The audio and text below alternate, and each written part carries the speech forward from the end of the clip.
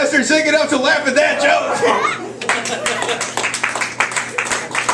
Next gentleman coming to the stage. He's been doing this longer than any of us. Definitely learned a lot watching him. He's performed everywhere. He's performed everywhere from Lake Geneva all the way to Zanies in Chicago. Please put your hands together for Mr. Ron Swanson! Woo!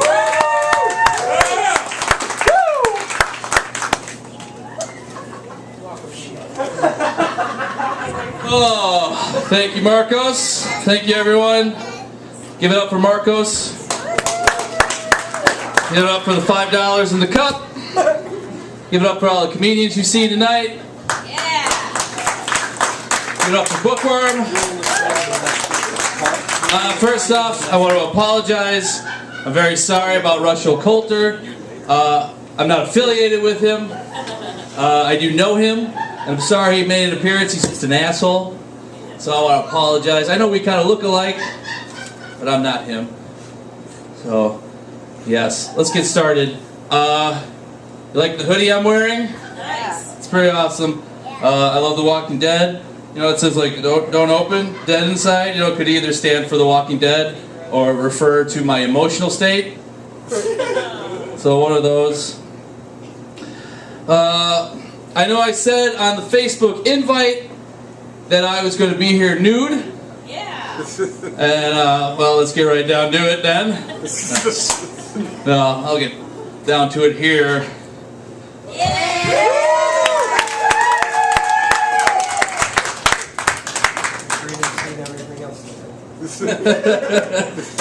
That was my way of getting a cheap pop.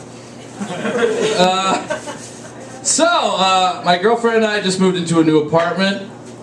And while we were moving everything, we were going to move her old TV, which doesn't work anymore. And I wanted to recycle it. And so we were going to take it to Best Buy. And this was an old tube television. And it was the heaviest goddamn thing I've ever moved in my life. Not entirely sure what it was made of. I'm pretty sure probably some dark matter or something impossible. But it was super heavy. And we're trying to move it into my car. And I think we broke up like 3 times while we were moving it. But we get it into the car, and I had called Best Buy before we got there to confirm they would take the TV. Like they said it was big enough. Because I didn't want to move this damn thing again. And we get to Best Buy, and the guy comes out to help us. And we open the door to my back seat. He looks at the TV. He's got a look on his face. I'm kind of scared he's not going to take the TV. He's like, well, I don't know. I'm like, dude, my girlfriend will suck your dick if you take the TV. And he was saying, well, I was just going to say I got to go get a card to get the TV. But I did make him a promise.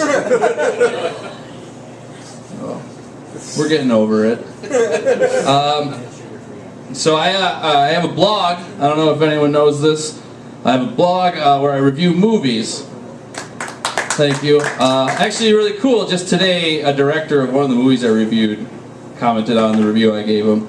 Thankfully, it was a good review, so he was happy. Anyway, but I got this blog where I review movies, and because I love movies. I'm a big movie guy. I've got some other movie buffs here. If you want to go to the blog, it's revronmovies.blogspot.com. No, you're shaking your head the wrong way. It's this way. Anyway, so I'm a big movie guy, and I watch a lot of movies. I watch a lot of television shows. And one thing I've noticed in media and entertainment is no one ever says goodbye when they're talking on the phone. Ever.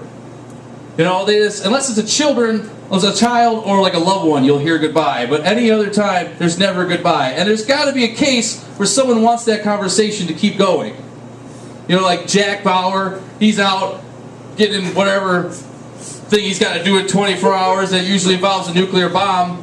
You know, he's out, he gets a phone call from CIT, and he's just like, or CTI, whatever the hell they're, CTU, that was it.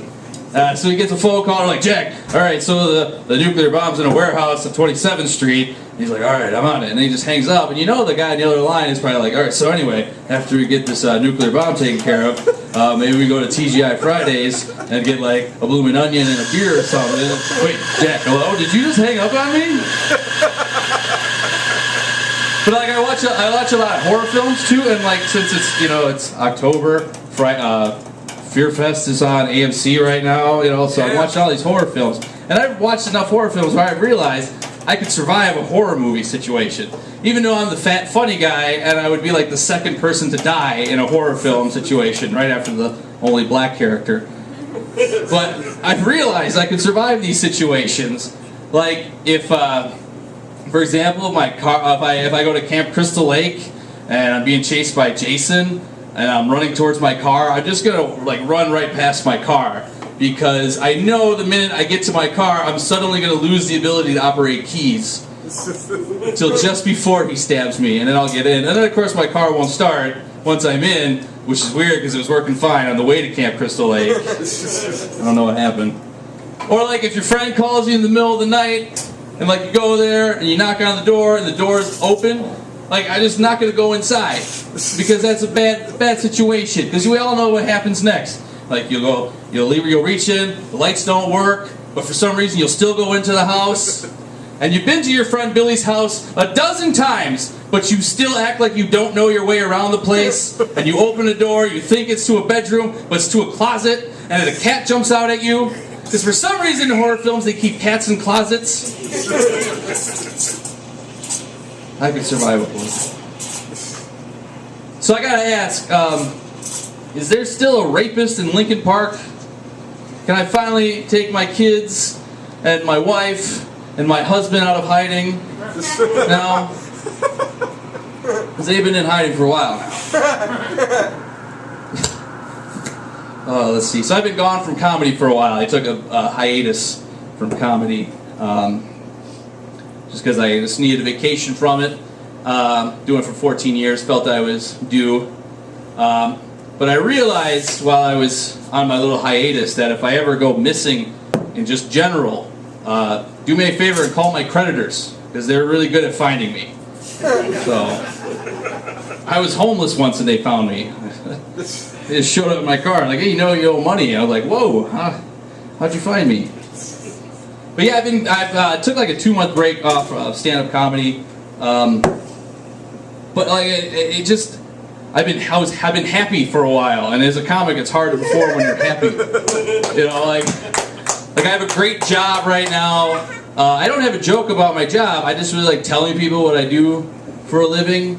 Like ask me what I do for a living. What do you do for a living? I sell propane and propane accessories. That's not a joke. I really do that 40 hours a week.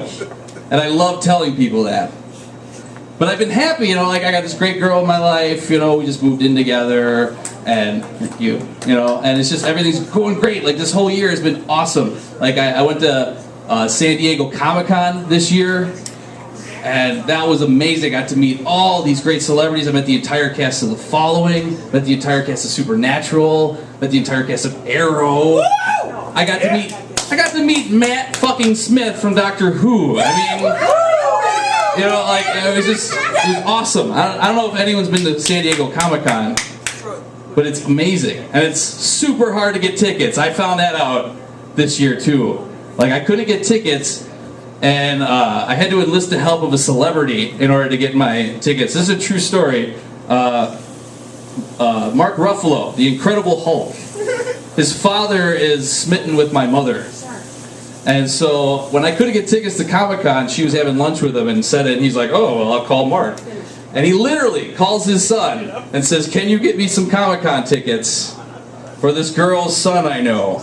And here's the crazy part. It was hard for Mark Ruffalo to get tickets to Comic-Con. He is the fucking Incredible Hulk, and he couldn't get tickets, but he eventually did, and so I got to go to Comic-Con this year, so that was awesome.